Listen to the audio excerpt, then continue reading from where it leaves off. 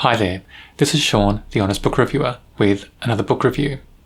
In this video we're discussing Three Women Disappear, written by James Patterson and Shan Serafin.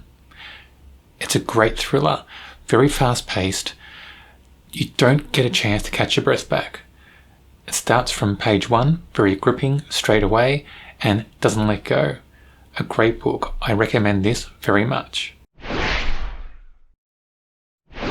The overall plot of this book is very simple. There's a man who's murdered in his own home, in his kitchen, and he's an accountant for the mob. The three main suspects from the start are three women that play a part in his life. It's his wife, his personal cook, and his maid. Let's have a look at those three women now. Anna, his wife. She had a big motive for wanting him dead. He was unfaithful to her quite often. They argued a lot. They argued in front of big crowds sometimes, in front of family, at events. People often heard her saying to him about wanting him dead. She was going to kill him, and vice versa. They didn't have a happy marriage, and she was aware of some of the things that he did to other women, and she wasn't happy with that either. But she liked his money, she liked the lifestyle, so she was conflicted. But she wouldn't be sad to see him out of the way, out of the picture. So Anna has a great motive for wanting him dead. Then we had Serena, his maid. Serena was being abused by him, so she also had a great reason for wanting him dead, out of the picture. She didn't feel safe working in that home, but she felt like she had no choice, because she was trying to save money to go to night school to become a lawyer. She just felt that if she tried to get away, she wouldn't be safe. And there were even times where she tried to escape and then she was taken back. So another character in this book with a motive for wanting this guy dead. The third woman in his life that wants him dead would be Sarah. Sarah is his personal cook. The reason she would want him dead is he sexually abused her as well. Two women who work in the house have the same reason for wanting him out of the way, wanting him dead. So three women in his life who all have access to him in this house would not bat an eyelid if he was to die, if he was out of the picture.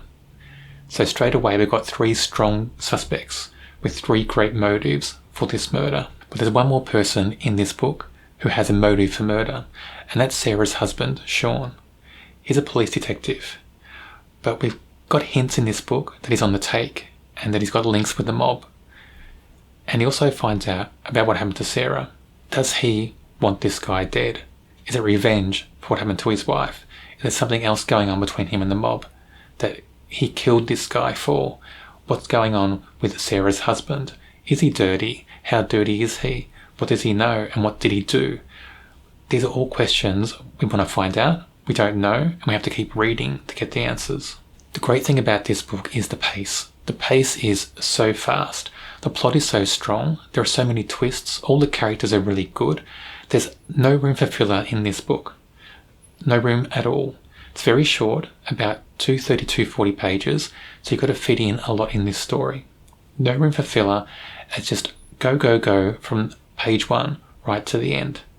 And you're never sure until the end who's telling the truth, who's lying, whose motives are true, who's got the most to hide, who's got the most to gain.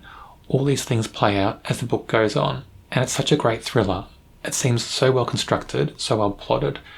Everything makes sense in this book. All the characters' motives, all their actions, everything they do, even the dialogue, all makes sense. It's such a great read. I had so much fun reading this. It's something I would read again and again. All the characters in this story are really strong. But let's focus on the four people who have a motive for murder. The first, Sarah. Sarah is the personal cook for the guy who's murdered. And of course, she's a strong suspect because he was murdered with a knife from his own kitchen. And who would use those knives? The personal cook. So you can see that straight away fingers can be pointed at Sarah. She's such a strong character in this book. And when we look at things through her eyes, everything comes through as being so truthful, so innocent. But is she really? Because she seems to also have things to hide, and she seems also to be scared of her husband, and also of the guy she works for. All these things play in to this character. What's her motives behind what she does? Why was she there in the first place? Why did she agree to work with this guy in the first place, knowing he was part of the mob? All these things play into this character and what she does and her actions in this book. So you can begin to wonder, is she guilty? Did she really do this? And is she just trying to hide the fact? Is she trying to place the blame on somebody else? Very well-written character, very well crafted, and it keeps you guessing. Anna, the dead guy's wife, a great character. I love her moxie. She's so flamboyant, so loud, very vibrant. I love the fact that she has different sides to her. She's got light and shade, very complex. She can be very brash, very loud, but then she can be very meek as well, because she's scared of her husband, very scared of her husband, and she loves the lifestyle she's got, but she wants an escape from where she finds herself. She feels that her house is a prison. So you can see she's got all these different things playing out in this character, and it makes for an interesting exploration on this character as we try to find out whether she's guilty or not. Did she want her husband out of the way? And if he's out of the way, what does that mean for her? Does she get all the things that she ever wanted? Does she get to keep the house, the money, the clothes, the jewels, or does that all let go away? We're not sure until the very end if she's guilty or not, and we're not sure what that means for her until the very end. Again, another great character. Serena, the maid. Serena is explored the least out of the three women in this book, but I think she's one of the strongest characters in this book. She has this great strength in her future, what she wants for her future, and what she's going through to get there. You know, she's being abused constantly in this house, and she knows it, and she thinks she has no escape, but she thinks she can put up with it if she's got a future to look forward to.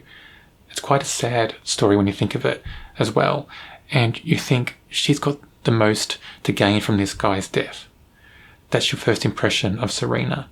With him out of the way, she's safe, and she's secure again.